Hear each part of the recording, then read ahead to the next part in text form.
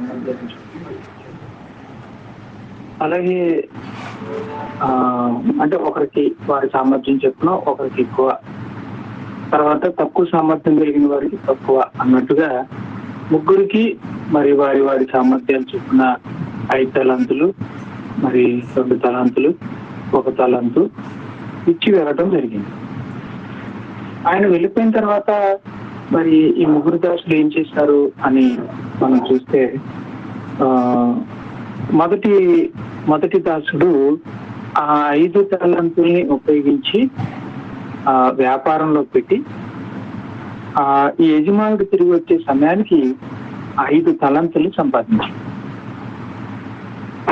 అలాగే రెండో వ్యక్తి కూడా మరి ఎందులోనో ఆ డబ్బులను ఉపయోగించి దాని ద్వారా ఆయన మరొక 2 తలాంతుల్ని సంపాదించాడు, అంటే 200 చేశాడు. ఇక మూడో వ్యక్తి ఏం చేశాడంటే యజమానుడు ఆ దేశం నుంచి వెళ్ళిపోగానే దాన్ని జాగ్రత్తగా భూమిలో పెట్టి దాచిపెట్టాడు. అందువలన యజమానుడు వచ్చేసరికి ఆ 1 తలాంతుగానే ఉండిపోయింది, అది వృద్ధి కాలేదు. యజమానుడు ఎప్పుడు వస్తాడు అనేది వాళ్ళకి తెలియదు. వారు ఊహించని రీతిగానే యజమానుడు తిరిగి వచ్చాడు. ఆయన వెళ్ళిన దేశానికి వెళ్ళి ఆయన పని ఎందుకోసమైతే వెళ్ళాడో ఆ పని చూసుకుని మరలా ఆ దేశం నుంచి తిరిగి వచ్చేసాడు. తిరిగి రాగానే తన ఇంటికి రాగానే తాను డబ్బులు ఇచ్చిన ఆ ముగ్గురు పని వాళ్ళని పిలిచాడు. పిలిచి ఏం చేశాడో చెప్పు. మత్తయి సువార్త 25వ అధ్యాయంలో మనం 19వ వచనం చూద్దాం. బహుకాలమైన తర్వాత ఆ దాసుల యజమానుడు వచ్చి వారి యొక్క లెక్క చూచుకొనెను. అంటే యజమానుడు వెంటనే రాలా, బహుకాలము తర్వాత వచ్చాడు. అలాగే యేసుక్రీస్తు వారు కూడా అపోస్తలులు ఉండగా ఆయన పరలోకానికి వెళ్ళారు. మరలా వస్తాను అన్నారు. వాళ్ళు ఎదురు చూశారు. 100 సంవత్సరాలు గడిచినాయి. మరి ఇప్పటికీ సుమారుగా 2000 సంవత్సరాలు గడిచినాయి. 2000 సంవత్సరాలు. మరి 2000 సంవత్సరాలు గడిచినా ఇంకా యేసుక్రీస్తు వారు, అంటే 2000 సంవత్సరాలు గడిచింది ఇంకా యేసుక్రీస్తు వారు మరి మొదటి పరలోకానికి వెళ్ళి మరి 2000 సంవత్సరాలు అయ్యింది. బహుకాలం గడిచింది. అలాగే ఈ ఉపమానంలో ఉన్న యజమానుడు కూడా చాలా కాలం తర్వాత వచ్చాడు. అంటే రావటమే బహుకాలం తర్వాత వచ్చిన రావటం అనేది జరిగింది కదా. అలాగే అక్కడ అంటే యజమానుడు ఆ దేశంలో ఉండిపోలేదు కదా. ఆయనకి ఏ పని అయితే చూసుకోవడానికి వెళ్ళారో ఆ పని ఆలస్యమై ఉండొచ్చు. ఆ పని వెంటనే జరగలేదు. ఏదో వ్యాపార ఒప్పందాల కోసమో, ఏదైనా కొనడం కోసమో, లావాదేవీల కోసమో, వ్యాపారాన్ని వృద్ధి చేసుకోవడం కోసమో ఆయన విదేశాలకు వెళ్ళారు. అక్కడ అనుకున్న పని వెంటనే జరగలేదు. మరి కొంతకాలం ఆలస్యమైంది. అలానే యజమానుడు అక్కడే ఉండిపోయాడా? లేదు కదా. ఎంత ఆలస్యమైనా, ఎన్ని రోజులైనా, ఎన్ని సంవత్సరాలు గడిచినా తన పని తాను పూర్తి చేసుకు, తాను ఎందుకోసమైతే వెళ్ళాడో ఆ పని పూర్తవగానే ఆయన మరలా వచ్చింది. అలాగే యేసుక్రీస్తు వారు కూడా దేవుడు కేటాయించిన సమయం అనేది ఎప్పుడు వస్తుందో, అది ఎన్ని సంవత్సరాలైనా, ఎన్ని శతాబ్దాలైనా, ఎన్ని యుగాలైనా సరే ఆయన రావటమే. యజమానుడు తన ఇంటికి, విదేశాలకు వెళ్ళిన యజమానుడు మరలా తన ఇంటికి రావటమే. అలాగే యేసు ప్రభు పరలోకానికి వెళ్ళాడు. వెళ్ళిన యేసు ప్రభు మరలా ఈ లోకానికి రావటమే. అది సత్యం, తప్పకుండా జరుగుతుంది. ఈ యజమానుడు వచ్చినప్పుడు ఏం చేశాడట? తన దాసుల్ని పిలిచి వారి యొక్క లెక్క చూచుకునేను. ఆ ఆయన ముగ్గురు పని వారికి ఆయన ధనాన్ని ఇవ్వటం జరిగింది కదా. దాని విషయమే వాళ్ళ ముగ్గురిని పిలిచి, నేను వెళ్ళేటప్పుడు నీకు నేను తలాంతులు ఇచ్చాను కదా, ధనాన్ని ఇచ్చాను కదా, ఏవి ఇలా పట్టురండి, నాకు లెక్కప్పు చెప్పండి అని ఆయన పిలుస్తున్నాడు. 20వ వచనం. అప్పుడు 5 తలాంతులు తీసుకున్నవాడు, 20వ వచనం, 5 తలాంతులు తీసుకున్నవాడు మరి 5 తలాంతులు తెచ్చి, అయ్యా నీవు నాకు 5 తలాంతులు అప్పగించితివే, అవియుగాక మరి 5 తలాంతులు సంపాదించి తిని అని చెప్పి. మరి మీరు నాకు వెళ్ళేటప్పుడు 5 తలాంతులు ఇచ్చారు, మరి నేను 5 తలాంతుల్ని ఉపయోగించుకొని మరొక 5 తలాంతుల్ని సంపాదించుకోగలిగానయ్యా. ఇదిగోండయ్యా మీరు ఇచ్చిన 5, అలాగే నేను సంపాదించిన 5, మొత్తం 10 తలాంతులు మీకు ఇస్తున్నానయ్యా అని చెప్పాడు. అప్పుడు యజమానుడు అన్నాడట, 21వ వచనం, అతని యజమానుడు, బలా నమ్మకమైన మంచి దాసుడా, నీవు ఈ కొంచెములో నమ్మకముగా ఉంటివి, నిన్ను అనేకమైన వాటి మీద నియమించెదను, నీ యజమానుని సంతోషములో పాలు పొందుమని అతనితో చెప్పు. బల అంటే మెచ్చుకోవడానికి వాడే పదం. మెచ్చుకుంటున్నాడు యజమాను. బల నమ్మకమైన మంచిదా. ఈ దాసుని యజమానుడు నమ్మకమైన వాడిగా ఇచ్చినాడు. నువ్వు నమ్మదగిన వాడివి. ఎందుకనంటే నేను ఇచ్చిన తలాంతుని, మరి నేను ఇచ్చిన తలాంతుల్ని నువ్వు రెట్టింపు చేసావు, వృద్ధి చేసావు, అభివృద్ధి పరిచావు. నేను అప్పగించిన ఈ పనిని నువ్వు నమ్మకంగా చేసావు కనుక నువ్వు నమ్మదగిన దాసుడివి. ఎందుకంటే నీవు ఈ కొంచెంలో నమ్మకంగా ఉంటుంది.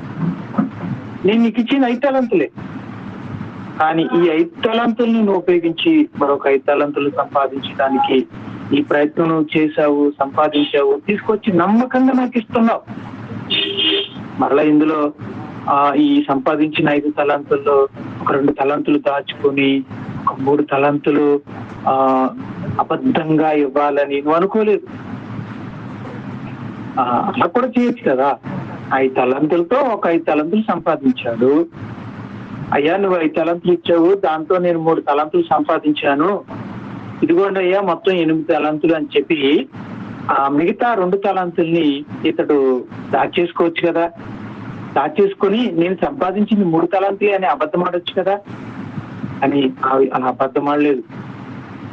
ఇచ్చింది కొంచెమైనా దాన్ని ఉపయోగించి అభివృద్ధి చేశాడు. అభివృద్ధి చేసినది మొత్తం అంతా కూడా యజమానుడికే ఇచ్చాడు. అందుకే అంటున్నాడు, ఈ కొంచెములో నమ్మకంగా ఉన్నావు కనుక నువ్వు నమ్మకమైన మంచి దాసుడవు, నమ్మకమైన వాడివి, మంచి దాసు. అలా వెరీ గుడ్ అంట.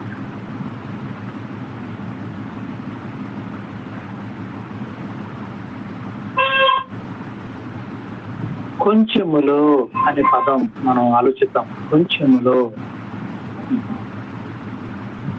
ఇది చాలా కొంచెం. వాళ్ళకి ఇవ్వబడినది 5 తలాంతులు అనేది చాలా కొంచెం అనే ధనం, కొద్ది ధనం. ఆ కొద్ది ధనం విషయంలో కూడా ఆ నమ్మకత్వాన్ని చూపించాడు కనుకే ఈరోజు అతడు మెచ్చుకోబడుతున్నాడు. కొంచెములో నమ్మకత్వాన్ని చూపించేవాడు అనేకమైన వాటి మీద నియమించబడతాడు. కొంచెములో నమ్మకత్వాన్ని చూపించిన వాడు ఎక్కువ ఘనతను పొందుతాడు. ఎక్కువైన వాటి మీద నియమించబడతాడు. కొంచెములో నమ్మకత్వం,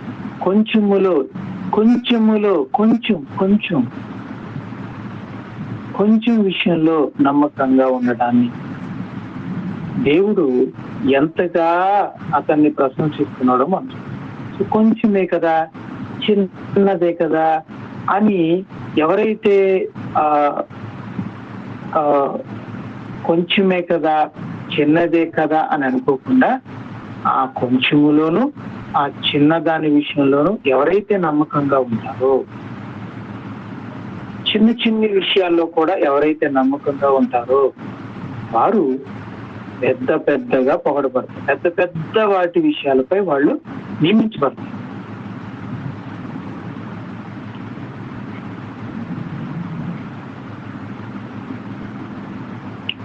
అంటే యజమానుడు తన దాసుని కొంచెం విషయంలో పరీక్షించాడు. ఈ కొంచెం విషయంలో నమ్మకంగా ఉంటాడా లేదు. అలాగే మన ప్రభు చిన్ని చిన్ని విషయాల్లోనే మనల్ని పరీక్షిస్తాడు. ఆ చిన్న చిన్న విషయాల్లో మనల్ని పరీక్షిస్తాడు అనమాట. చిన్న విషయాలు ఎలా ఉన్నాం, మన మీరుంటున్నటువంటి సంఘంలో మీకు ఒక చిన్న బాధ్యతను దేవుడు అప్పచెప్పాడు. అది సౌండ్ సిస్టమ్ ని ఆపరేటింగ్ చేయడం కావచ్చు, లేదంటే వడ్డించడం కావచ్చు, లేదంటే సరుకులు తీసుకురావడం కావచ్చు, లేదంటే మీకు లైటింగ్ వేయడం కావచ్చు, చేపలు తోడడం కావచ్చు, లేకపోతే శుభ్రం చేయడం కావచ్చు, లేకపోతే కడగడం కావచ్చు. ఏదైనా ఒక పని దేవుడు మీకు ఇచ్చినప్పుడు ఆ చిన్న పని విషయంలో మీరు ఎంత నమ్మకంగా ఉంటున్నారు, ముందుగానే దాని గురించి ఆలోచించి ముందుగానే దాన్ని సిద్ధపడి ఆ చిన్న పనిని మరి మీరు నమ్మకంగా చేస్తున్నారా లేదా అనేది ప్రభు పరీక్షించి చూస్తారు.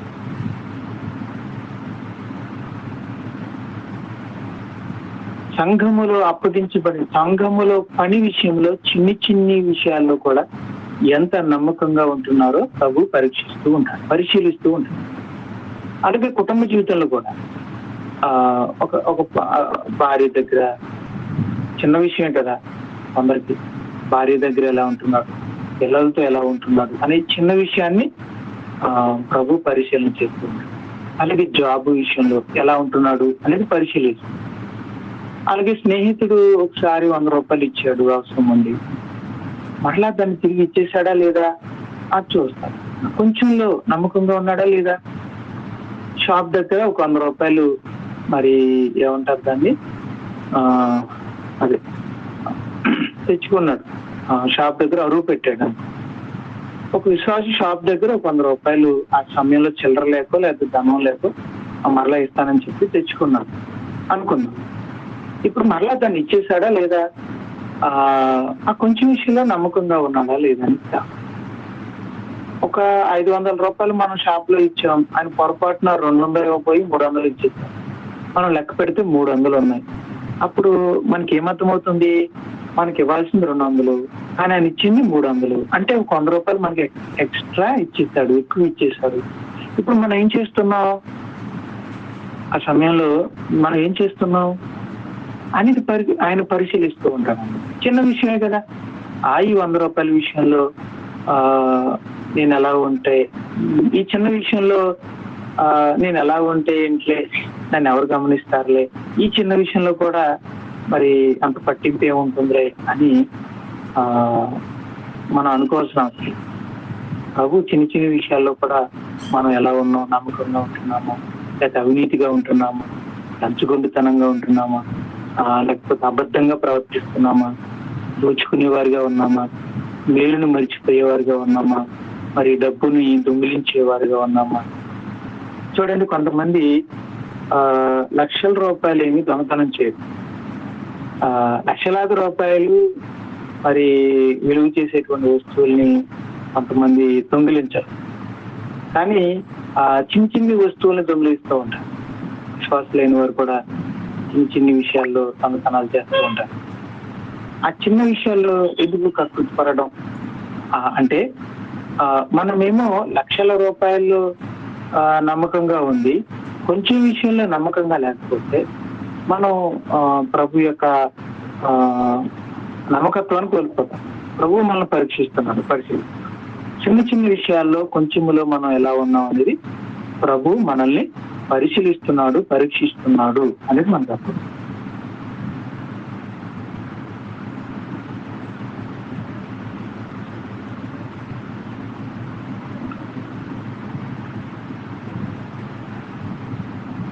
అలాగే మనకి ఎవరైనా ధనం ఇచ్చారు, మరలా వారికి తిరిగి నమ్మకంగా ఇస్తున్నామా లేదా అనేది కూడా చాలా.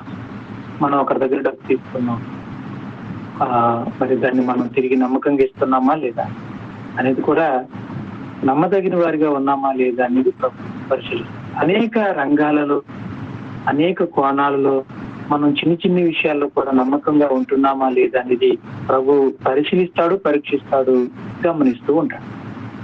అలా ఎవరైతే కొంచెంలో కూడా నమ్మకంగా ఉంటారో వారు బహళ నమ్మకమైన మంచి దాసుడా అని ప్రభు ఎదుట ఘనతని మెప్పుని పొందుతారు. రెండో విషయం, ఈ దాసుడు చూడండి, తాను 5 తలంతులను ఉపయోగించి ఎన్ని సంపాదించాడు? 5. ఆ విషయం యజమానుడికి తెలుసా? తెలియదు. కాబట్టి అతడు 3 తలంతులనే ఇచ్చి, నేను 3 సంపాదించానయ్యా, ఇదిగోండి మీరు ఇచ్చిన 5, ఇదిగోండి నేను సంపాదించిన ఈ 3 అని చెప్పి యజమానుడికి ఇచ్చి ఆ 2 తలంతులను ఇతను దొంగిలించవచ్చు కదా. అతడు దొంగిలిస్తే ఆ యజమానుడికి ఏమైనా తెలుస్తుందా? అతను మానవుడే కదా, యేసుప్రభు కాదు కదా. ఈ కథలో అతను మానవుడే కాబట్టి అతనికి తెలియదు. కానీ ఇతడు ఎంత మరి మంచివాడో చూడండి, ఎంత నమ్మదగిన వ్యక్తి అంటే 5కి 5 తలంతులు వస్తే ఆ సంపాదన అంతా తన యజమానుడికి ఇచ్చేశారు. ఎందుకని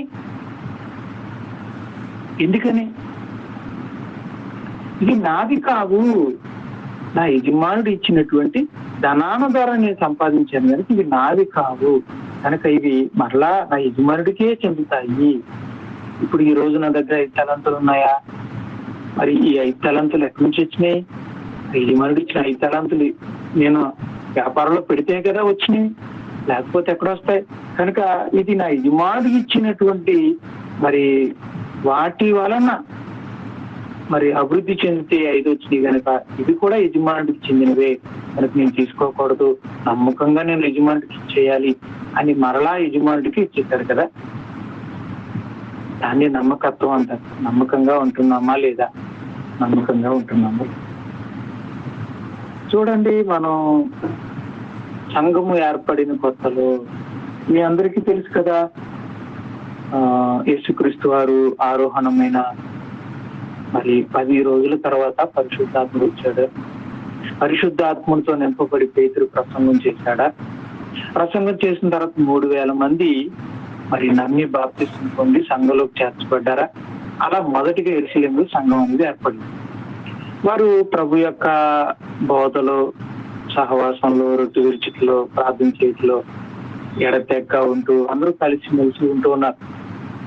అక్కడ వాళ్ళు ఏం చేశారంటే, మరి సంఘం అంతా కూడా ఏకంగా ఉండాలి, ఒక్కగా ఉండాలి, అందరము కష్ట నష్టాల్లో పాల్పంచుకోవాలనే ఉద్దేశంతో ధనవంతులైన వారు, ఆస్తిపాస్తులు ఉన్న వాళ్ళు ఏం చేసేవారంటే వాళ్ళ ఆస్తిని అన్ని ఆ ధనాన్ని తీసుకొచ్చి అపోస్తుల పాదాల దగ్గర పెడుతూ ఉన్నారు. అపోస్తులు ఏం చేసేవారంటే అంతే నమ్మకంతో వాళ్ళ కాళ్ళ దగ్గర పెట్టిన ధనాన్ని మరలా దాన్ని ఎవరైతే పేదవాళ్ళు ఉన్నారో వాళ్ళందరికీ పంచేస్తూ ఉండేవారు, పేదవారండ్రులకు పంచి పెడుతూ ఉండేవారు, లేదా వాళ్ళని పోషించడానికి ఉపయోగిస్తూ ఉండేవారు అన్నమాట.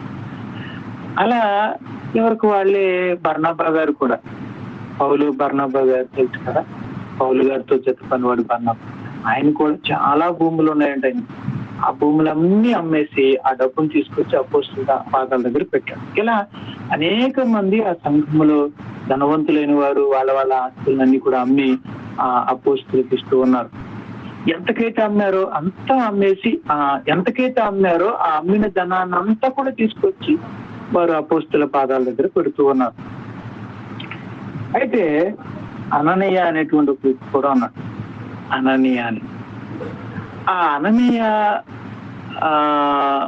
కి కూడా భూములు ఉన్నాయి, అతనికి ఒక భూమి ఉంది. అననీయ కూడా అందరూ ఇస్తున్నారు కదా, మనం కూడా ఇద్దాం అనేటువంటి తలంపు కలిగింది. ఏం చేశాడంటే తన భార్యతో మాట్లాడాడు. చాలా మంచి విషయం, అంటే ఏదైనా ఒక మంచి చేయాలనుకున్నప్పుడు అది భార్యతో సంప్రదించడం చాలా మంచి విషయం. భార్యతో సంప్రదించాడు, ఆమె కూడా ఒప్పుకుంది. మనం కూడా మన భూమిని అమ్మేసి సంఘానికి ఇచ్చేద్దాము అని చెప్పేసి ఇద్దరు అనుకున్నారు. అనుకున్న తర్వాత మరలా ఇంకోటి కూడా అనుకున్నారు, మొత్తం అంతా ఇవ్వటం ఎందుకులే, మరి కొంత ఉంచుకుని మిగిలింది అంటే మనం మరి అమ్మిన మొత్తం అంతా కూడా ఇచ్చేస్తే ఎలా, మరి మనకంటూ కొంత ఉండాలి కదా అని మనం కొంత దాచుకుని మిగిలింది మనం అపోస్తుల పాదాల దగ్గర పెడదాము అని చెప్పేసి అని అనుకున్నారు. అయితే ఈ విషయం మనం ఎవరికి చెప్పకూడదు అని కూడా అనుకున్నారు. ఏ విషయం? ఆ కొంత ధనాన్ని వీళ్ళు దాచుకున్నారు అంటే అమ్మిన దాన్ని అంతా కూడా తీసుకొచ్చి ఇవ్వలేదు, కొంత దాచుకున్నారు, కొంత దాచి అప్పుడు ఇచ్చారు అన్న విషయాన్ని మనం ఎవరికి చెప్పొద్దు. మనం అంత అండి ఎంత పొలమును అమ్మగా వచ్చిన డబ్బు అంతా దేవుడికి ఇచ్చినట్టుగా, సంఘానికి ఇచ్చినట్టుగానే మనం చెప్తాము అని ఇద్దరు అనుకుని మరి బయలుదేరారు. ఇందులో ముందు భర్త వెళ్ళాడు, అననీయ వెళ్ళాడు, అపోస్తుల దగ్గరికి వెళ్ళాడు. వాళ్ళు అక్కడ ఉన్నారు, కూర్చున్నారు, మాట్లాడుకుంటున్నారు. ఈయన గారు వెళ్ళి అపోస్తుల పాదాల దగ్గరికి వెళ్ళి ఆ ధనాన్ని అక్కడ, ఆ డబ్బుల మూట, ఆ బంగారపు మూట ఆయన దగ్గర ఆయన పాదాల దగ్గర పెట్టి, అయ్యా మరి ఇదిగోండి నా ధనాన్ని, నా పొలం అమ్మగా వచ్చిన ధనాన్ని మరి సంఘానికి సమర్పిస్తున్నాను, దయతో తీసుకోండి అయ్యా అని చెప్పేసి అని అన్నాడు. పరిశుద్ధాత్ముడు పేతురు గారిని ప్రేరేపించారు. అప్పుడు పరిశుద్ధాత్మ చేత నింపబడి ఉన్నారు కదా.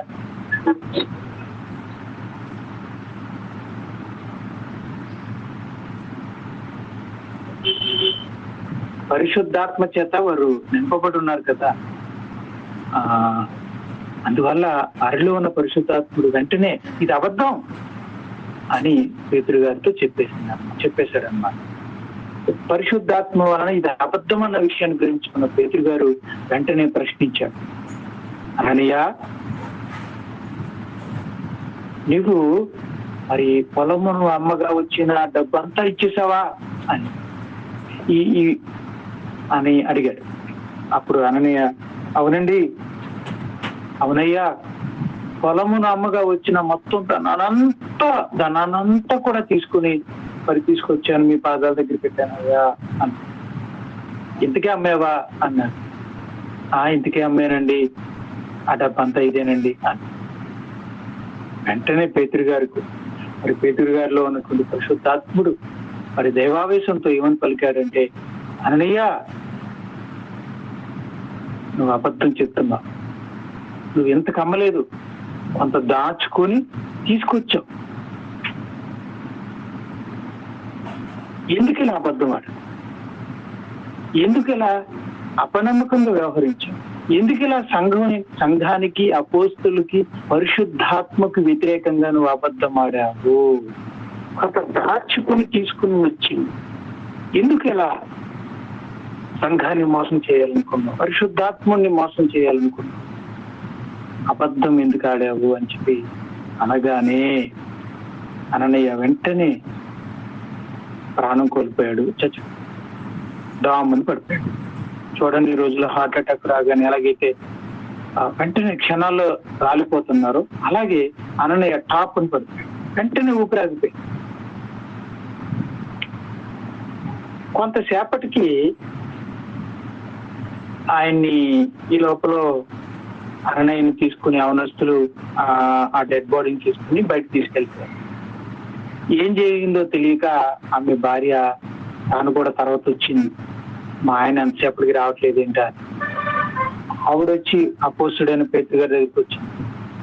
ఆయన ముందు నిలబడి, అయ్యా అమ్మా ఒక మాట అడుగుతాను చెప్పమ్మా, చెప్పండి అయ్యా, మీరు ఈ పొలాన్ని ఎందుకు అమ్మారా అని.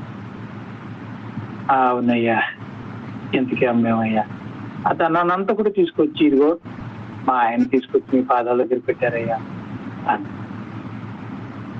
ఇప్పుడు వెంటనే పరిశుద్ధాత్ముడు మరి పోస్తుడైన గారి పేతులతో మాట్లాడి, అమ్మా ఈ పనికి మాలిన విషయంలో మరి నీవు నీ భర్త కలిసి ఎందుకు ఇలా అబద్ధం ఆడారు, ఎందుకు ఇలా కొంత దాచుకుని ఇచ్చి ఈ అబద్ధాన్ని ఎందుకు మీరు జరిగించారు, ఎందుకు మీరు మోసం చేయాలనుకున్నారు అని అనగానే ఆమె కూడా మరి ఊపిరి కోల్పోయి, ప్రాణం కోల్పోయి దావుని పడి చచ్చిపోయింది. కొంచెములో వారు నమ్మకంగా లేకపోవటం వలన వాళ్ళ ప్రాణాలే కోల్పోయారు. కొంచెం దాచుకొని అంతా ఇచ్చేసినట్టుగా నటించారు కనుక వాళ్ళ అబద్ధపు నటన ద్వారా వాళ్ళు తమ ప్రాణాలని కోల్పోయారు. వారు దేవునికి ఇచ్చే విషయంలో నమ్మకంగా లేదు, అబద్ధం అది. మరి అమ్ముకున్నదంతా కూడా వాళ్ళు దేవునికి వాళ్ళు అంత దాచుకుని ఇచ్చారు. ఇచ్చి ఏమంటున్నారు, అంతా ఇచ్చేస్తున్నాం అంటున్నారు. అది అబద్ధం. మేము కొంత దాచుకున్నామయ్యా, మిగిలింది దేవునికి ఇస్తున్నామయ్యా అని చెప్పాలి. కానీ వాళ్ళు కొంత దాచుకుని ఇస్తూ అంతా ఇచ్చేస్తున్నామయ్యా అని చెప్పి ఒక అబద్ధాన్ని ఆడారన్న. అందువల్ల ఏం జరిగింది, వాళ్ళు శపించబడ్డారు, వాళ్ళు ప్రాణాలు కోల్పోయారు. కానీ ఈ దాసుడైతే అలా లేడు కదా. తాను ఎంతైతే సంపాదించాడో అంతా కూడా యజమానుడికి ఇస్తాడు. అందులో ఒక్క తలంతును దాచుకోలేదు, ఒక్క రూపాయిని దాచుకోలేదు, ఒక పైసను కూడా దాచుకోలేదు. మరి ఇది నమ్మకత్వం కాదా?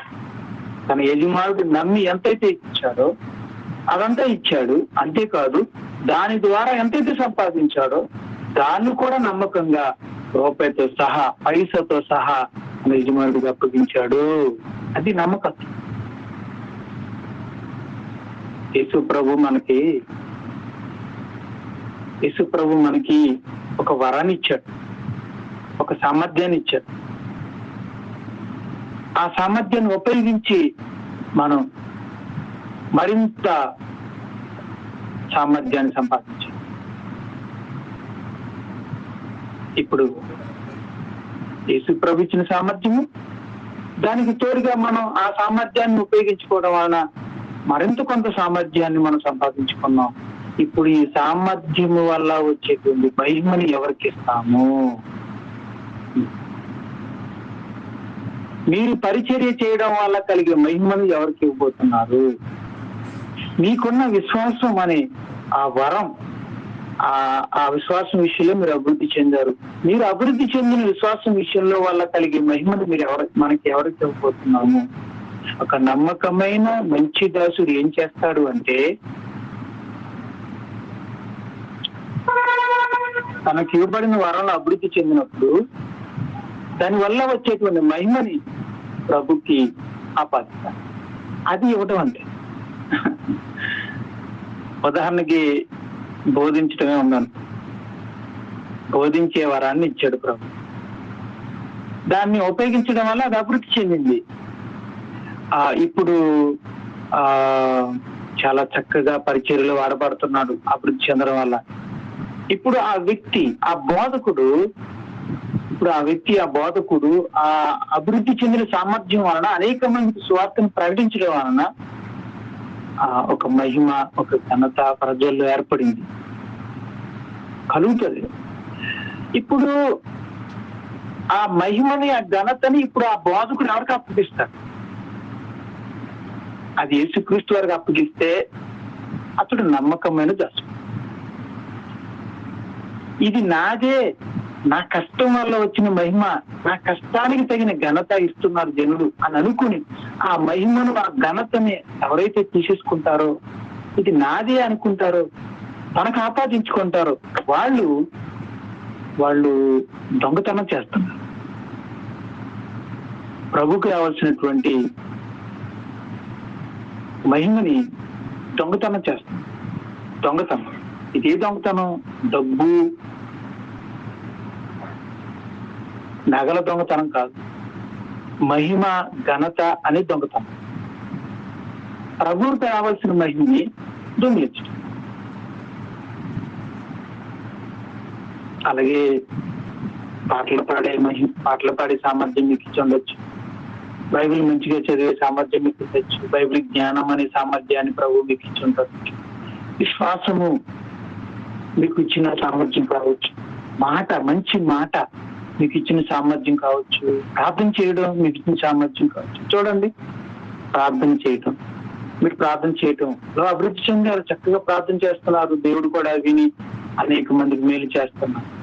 ఇప్పుడు దానివల్ల మీకు ఒక మహిమ, ఘనత వస్తుంది. ఇప్పుడు ఆ మహిమ, ఘనతను ఎవరికి ఇస్తారు?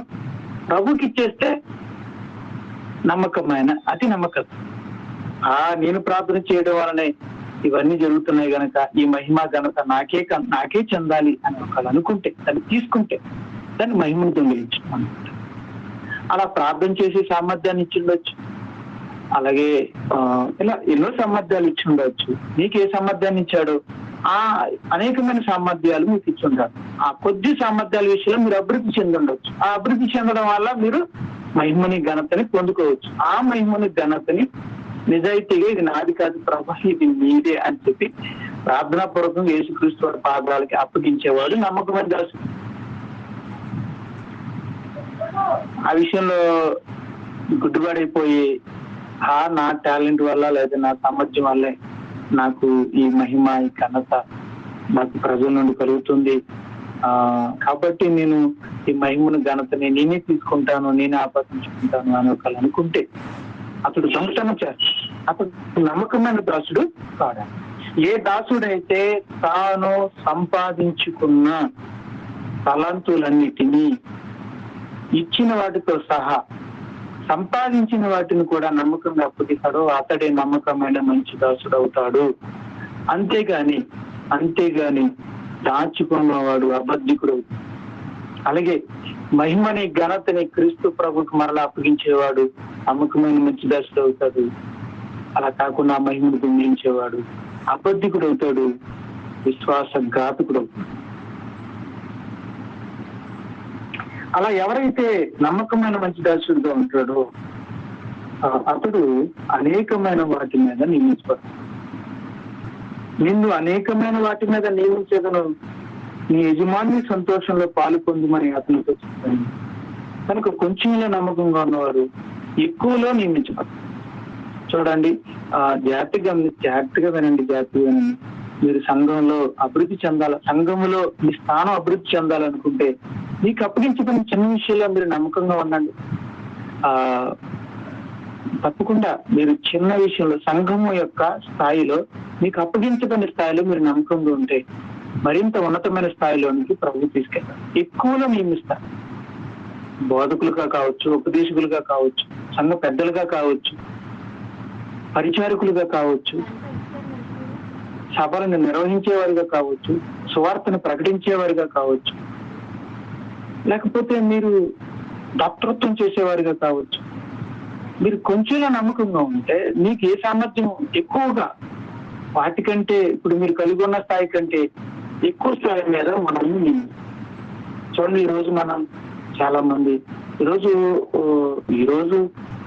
ఈ స్థాయిలో లేదంటే ఒక గౌరవప్రదమైన సంఘంలో ఒక గౌరవప్రదమైన బోధకుడి స్థాయిలో ఉన్న వాళ్ళందరూ కూడా ఒకప్పుడు సంఘంలో చిన్న స్థాయిలో ఉన్న వాళ్ళే, సామాన్యమైన విశ్వాసులుగా ఉన్న వాళ్ళే, చీపురు పట్టి చర్చిని తుడిసిన వాళ్ళే, చాపలు వేసిన వాళ్ళే, భోజనాలు వడ్డించిన వాళ్ళే, చిన్న విషయాల్లో నమ్మకంగా ఉన్నారు కనుక ఎక్కువ విషయాలపై దేవుడు వారిని నియమించాడు.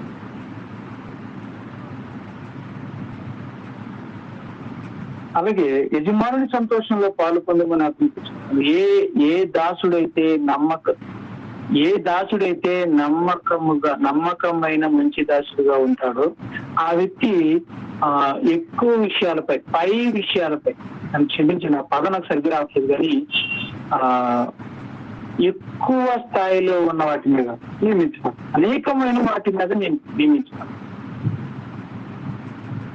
ఎక్కువ వాటి మీద నియమించబడతాడు, ఎక్కువైన దాని మీద నియమించబడతాడు, అనేకమైన వాటి మీద నియమించబడతాడు. యజమాని సంతోషంలో పాల్పొంది ఏ దాసుడు అయితే కొంచెంలో నమ్మకంగా ఉంటాడో ఆ దాసుడు యజమానుని యొక్క సంతోషంలో పాల్గొంటాడు.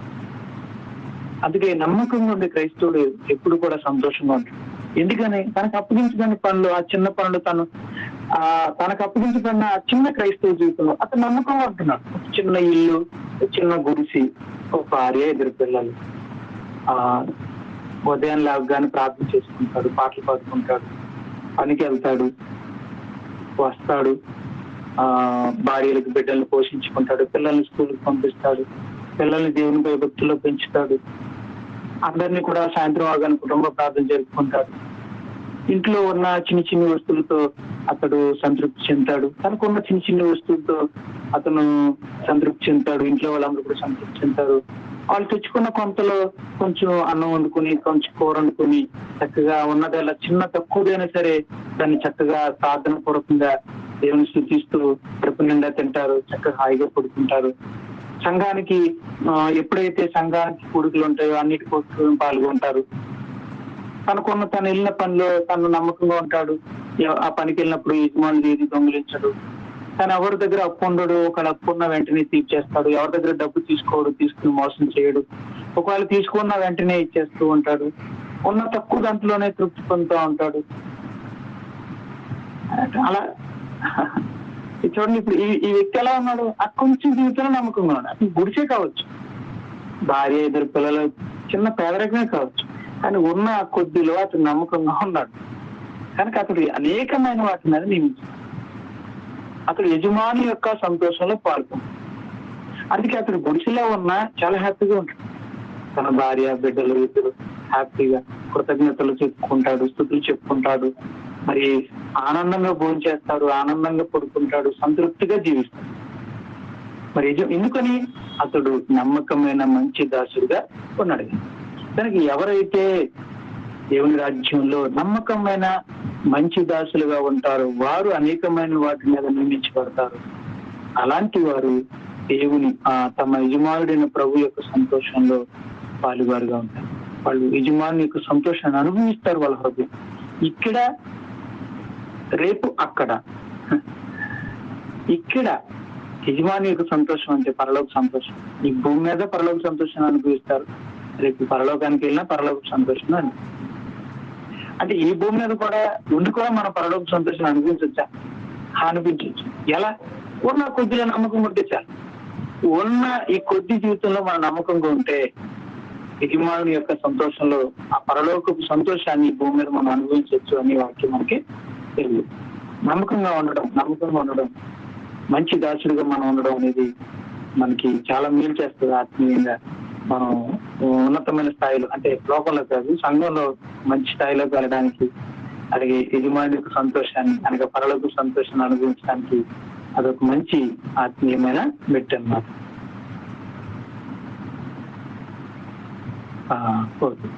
సమయాన్ని ముగించుకున్నాం.